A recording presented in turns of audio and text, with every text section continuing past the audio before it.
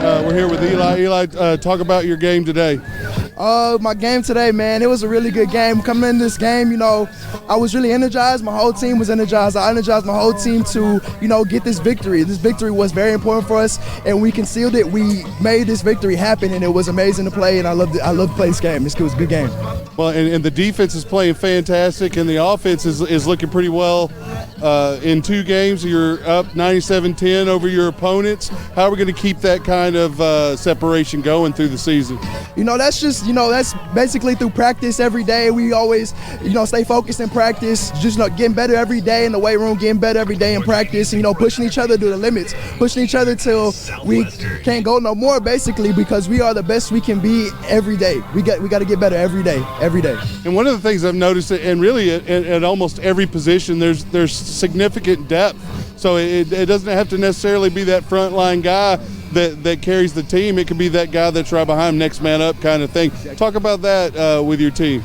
Well, having backups is very essential to our part of our game because we like to run the ball a lot, and we really like to run a lot because we do pass. Yes, we are very good. We are so in depth with running backs that it is amazing to actually spread the ball around and get those touches and stay fresh. We are always fresh, with running backs. We got we brought what is it? We rotated like 5 today, and then we have a quarterback that can run the ball. So that's very very amazing to have that. But not even QB1. You're there with QB2 and 3, and they both have pretty good games. Talk about those young guys. Oh, those young guys are amazing, man. Andrew Gilpin is a beast. He was Mr. Texas high school football in high school, and he's very amazing. It's cool to see him run in the games, but it's also cool to see him run in practice because he does the same things. And Coleman's a great QB. I love that man.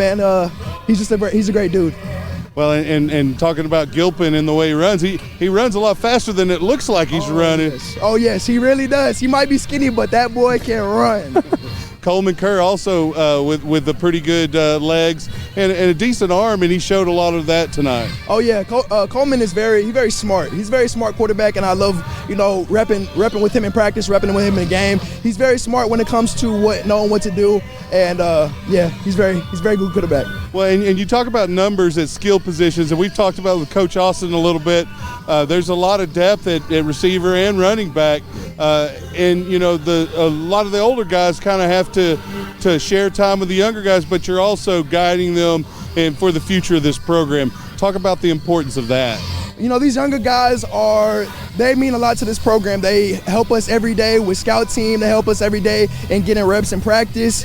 Pushing those younger guys to their limits and pushing those younger guys to their best of abilities is going to be very essential in our run in this whole 2008, 2020, 2019-2020 career. So definitely getting those younger guys in reps and getting those guys in check is definitely going to be really good for the squad. Well, and the way they play after you leave, that's kind of your legacy, right? Oh yeah, they're going to be our legacy. I'm going to be playing with them, and I'm going to be definitely giving it my all to make them the best that they can be.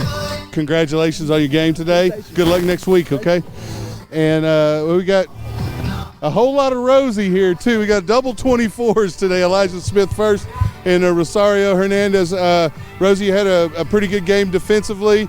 A lot of wind today, but it didn't prevent Louisiana College from trying to put the ball in the air. And really in the first half, you came downhill and laid a couple of guys out. Talk about the importance of putting the hit on some of those guys and making them think about coming across the middle. When you put a hit on a guy like that, he thinks twice about catching it, and the OC thinks about even sending them down the middle like that. So it's like a reminder, like, we're here and we'll always be here, but we'll also cover the deep ball at the same time. Exactly. Now, as I said, this team is known for throwing the ball around, and we were able to keep them really moving the ball between the 30s. Anytime they got it inside the 30, the defense really stiffened their neck and shut them down. Talk about that a little bit. Okay, so coming into this year, we knew that we had all our starters turning on defense, so we knew that we were going to be the backbone of this team. So our defensive coordinator, Coach Creasel, told us that, look, we're returning and we have experience, and we're not going to let people score. Once we don't let people score, that gives an easier game for the offense to score points. If a team scores 0 and our offense scores 7, it's a win for us. Right. And if you can keep them off the scoreboard, that's exactly your goal every game. And over 2 games, you've given up 10 points. Now, you gave us 27 points in Sewanee, and that was a little bit of a quick switch. Defense wasn't quite set. They were inside the 10 when they got the ball, got a quick score. You held the guys to 3 today from Louisiana. Talk about the importance or the pride that you guys take in keeping people out of the end zone. Oh, we pride ourselves on that so much. Every day in practice, we say we're not giving up any points, no matter who the team is, no matter how good they are. I mean, we have a great scout team, great offense that does their plays for us, so we get a good look every week. So it's just a known thing on the defense that if we put up 0 points, then it's an easy win for us. And here late, we got to see some of the younger secondary and defensive players in with some opportunities to play. Talk about the future there with those guys and how you can help bring them along. The future is bright. These young guys pick up quick. I mean, Peyton Vaughn and then Damian Dawson starting, true freshmen. I mean, they picked up quick. Same thing with these other guys. As long as we keep providing a foundation, they'll build on top of that. Great, Rosie. Good luck next week against TLU. Coach Austin, come on in, sir. How are you? Good. Probably pleased with the outcome tonight. Talk about it a little bit and what we can expect in the coming week with TLU. We got very pleased. It was a really good team game. I was proud of how our guys stayed out of some of the nonsense in the second half. Stayed away from the chippiness. I thought that showed good diligence, good character on our behalf. Obviously, we took care of business in the first half and kind of put it out of reach. It was great. We kind of designed that score we had the very first play of the third quarter was something that we drew up at halftime. And actually, it was David's idea because David's smart. He knew exactly how they're playing them. And he said, "Hey, Coach, we're going to run this play." And I said, "You know what? You're right. So let's try to put the nail in the coffin." And I think we did that. But a great defensive effort. Too bad we lost the shutout. We seem to find ways the last few years to lose the shutout. But a really good overall team game. Well, and if it's a 3-point, that you give up, that's okay to me. I mean, granted, you really want that goose egg, sure. But last week or 2 weeks ago, had the opportunity to get it. But, things happen, and you can use those as teachable moments. Talk a little bit about being ahead and how you play a lot of your younger guys. And when mistakes are made, and they kept them to a minimum, but talk about how you can use that going forward. We did get a lot of guys in. In a lot of ways, though, we were playing our young guys at quarterback the whole game, right? We got all three. We have 3 healthy quarterbacks, and they all played and did some things. But it's good to get your depth built, and it's good to be able to rotate some guys. But I think my main comment on that is I liked how we stayed out of the nonsense and we just played our game and we got guys in, and I think it was a useful fourth quarter. And you came out of the game despite the big lead for the majority of the second half and really part of the second quarter, relatively healthy. Talk about the importance of that going through this stretch here. Another 8 games left of conference play. It seems like we're healthy. We'll find out. We didn't have anybody carted off or had to come out. But yeah, it's a long stretch now. It's 9 in a row. We got 8 weeks straight. So we'll feel very fortunate if we get through tomorrow, where we'll get any injuries assessed, and we'll know that we're going to be full speed ahead going in. Losing Austin Emery late in the week was tough. Coleman Kerr had 2 days to plan on being the starting quarterback, and he just did a fantastic job. And Landry Gilpin is learning, so we're just trying to limit those scenarios, right? Sure. Where you have a guy that all of a sudden's pressed into starting service. So hopefully you're right, and that we are going to be real healthy next week. Well, it wasn't much of a drop-off with having Kerr in. Granted, you want that experience that Emery brings, but Kerr played 2 starts. Right. Well, I mean, it's still more than what's available. And the big plays from Gilpin, obviously with his legs. But even your third-string quarterback, Moore, came in and was able to move the ball, move the team down the field, which is really what you're looking for offensively, along with the points. I think so. Austin had 2 career starts, but he played more, he took the first team reps all spring. He took the first team reps all camp. So he did have, a slight experience edge for sure.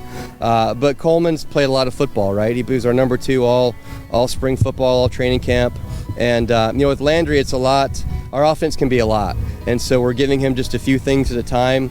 He had a package of plays for Sewanee. We built on that a little bit this week. We'll build on that a little bit again for Texas Lutheran. And pretty soon there'll be an awful lot of things he can do. And those guys are talented. I mean, we're recruiting quarterbacks that fit our system. Sure. And I think today we won that game in recruiting. Our 10 starters returning on defense.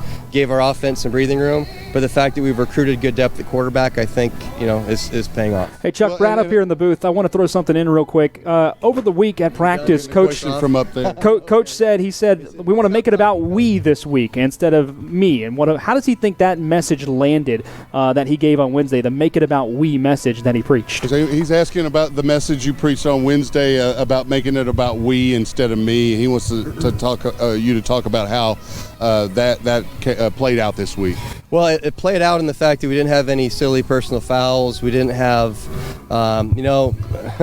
yeah, that's just kind of what it's about. Is especially when guys get injured, we're shuffling things on offense. Guys can't all of a sudden be like, I want the ball more, or I need the ball more, or this guy should be playing. Same thing on defense. It can't be about where are my stats, where are my tackles. It's just got to be about us. And I actually had some T-shirts made, some themed T-shirts for the game. It said, it's all about me. Then it looked like we spray painted out the M and put a W in, so it became it's all about we. And hopefully we can continue that because we're going to play several guys at quarterback and several guys at receiver and several guys at running back, all the way through our football team. So hopefully that's how it will pay off going forward, is that everyone will accept their role and be excited about their role and just do what the team needs them to do. Well, Coach, I think it's a reflection of the coaching staff to see when you have a guy go down that's your starting QB1, that can really take the wind out of the sails of an entire team, let alone the offense. And we didn't see a drop off at all. And I think that's a reflection of the coaching staff and the what you're talking about here with the we instead of me. Thank you, appreciate it. So good luck against Texas Lutheran, Coach. We'll see you then. Guys. All right. Back to you, Brad. Thanks so much for that, Chuck. As we come up here to the booth, myself and Carl Schoening here